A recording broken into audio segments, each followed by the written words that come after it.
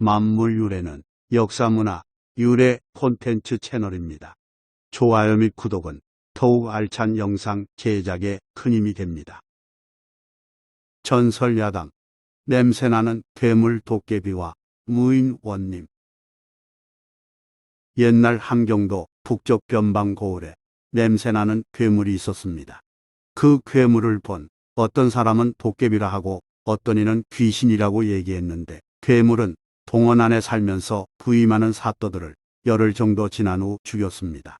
사또들은 모두 냄새에 고약한 괴물을 봤다고 말하고 세상을 떠났으니 참으로 괴이한 일이었습니다.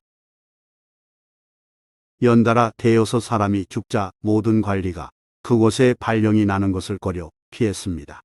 저마다 그러한 재앙을 모면할 수 있는 온갖 계책을 써봤으나 죽음을 피하지 못했기에 기꺼이 가려는 사람이 없었던 것입니다. 뒤를 봐주는 권력가가 없는 가난한 집안 출신 무인이 과거에 급제하자마자 그 고을에 부임하게 됐습니다. 신임 사또는 담력과 용기가 있고 힘이 장사였습니다. 그는 이렇게 생각했습니다.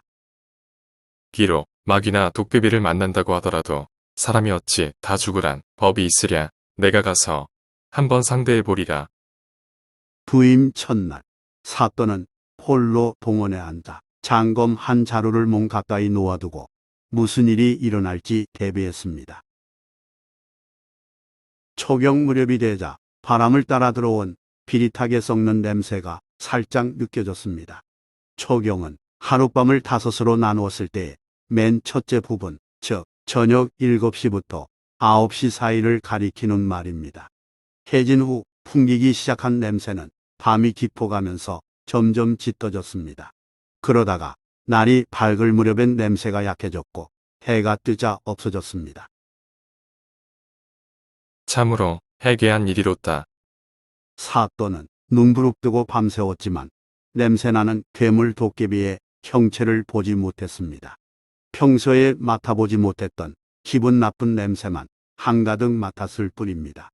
설명하기 힘든 악취는 생각만 해도 고개를 절레절레 흔들게 만들었습니다. 보여야 상대하든지 피하든지 할 텐데 보이지 않으니 대책을 세우기도 어려웠습니다. 첫날만 그러려니 했는데 다음 날도 마찬가지였습니다. 사흘째 되는 날은 밤중에 문을 열어보기도 했으나 역시 고약한 냄새만 느껴질 뿐 어떤 형체도 발견하지 못했습니다.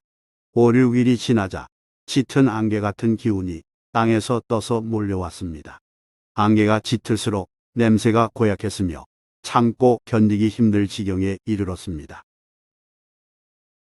이러다 써보지도 못하고 죽겠구나. 그날 밤 사또는 수하에게 수랑아리를 한 동이 준비해 놓으라고 지시했습니다. 해가 지고 서서히 악취가 풍기자 사또는 술 한 사발을 천천히 들이켰습니다. 시간을 두고 여러 잔을 마셨더니 냄새가 잘 느껴지지 않았지만 마신 양에 비례하여 취기로 인한 잠이 몰려왔습니다. 사또는 내려오는 눈꺼풀과 싸우며 새벽까지 버텼습니다. 그렇게 며칠을 보내고 열흘이 지났습니다. 전임 사또들이 숨을 거둔 10하루째 날 저녁이 되자 아점과 통인, 극장 등 관석들은 하나같이 일찍 퇴근해 집으로 갔습니다. 전례대로 하면 사또가 죽는 날이므로 관아에 머무르는 게 두려웠던 까닭입니다. 저희 목숨만 중히 여기는구나. 사또를 모시는 사람이 한 명도 없는 가운데 밤이 깊었습니다. 악취를 견디고자 술잔을 기울이던 사또는 안개 같은 기운이 이전과 달리 한 곳으로 모여 뭉치는 현상을 발견하고 긴장했습니다. 얼마 지나지 않아 동원 대문 앞에 괴이한 형태가 만들어졌습니다. 그렇게 등장한 괴물 도깨비 크기는 4뎃 아름, 키는 2길쯤 되어 보였습니다. 아름은 2팔 벌려 껴안은 둘레이고 길은 사람 키 정도 되는 길이이니 꽤 큰 몸집의 괴물 도깨비였던 것입니다. 얼굴이나 손발의 형체는 없고 위쪽 가장자리에 두 눈처럼 번쩍이는 빛이 매우 밝았습니다. 몸뚱이에 두 눈만 있는 도깨비로구나. 사또가 겁먹지 않고 분연히 일어나 뜰로 내려서서 고함을 지르며 달려들어 힘껏 칼로 내려쳤습니다. 모가 베어지는 느낌이 드는 순간 벼락치듯 요란한 소리가 났습니다. 깜짝 놀란 사또는 뒤로 물러섰고 그 직후 뭉쳐있던 안개 같은 기운이 흩어지며 사라졌고 기분 나쁜 냄새도 더불어 사라졌습니다. 그와 함께 사또도 쓰러졌습니다. 이튿날 아침 일찍 관속들이 이미 죽었을 사또의 시신을 거두고자 봉원에 출근했습니다. 그러다 마당에 쓰러져 있는 사또를 발견하고 의아하게 생각했습니다. 그 전에 죽은 사또들은 모두 시신이 동원 방이나 대청에 있었는데 이 양반은 어떻게 뜰 아래 있을까? 이 또한 궤변일세. 사또 주변에는 빗자국을 비롯해 그 어떤 흔적도 없었습니다.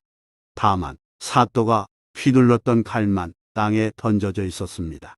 사람들 생각에 사또는 뭔가와 싸우다가 죽임을 당했음에 분명했고 뭔가의 정체는 괴물 도깨비였을 것으로 추정했습니다.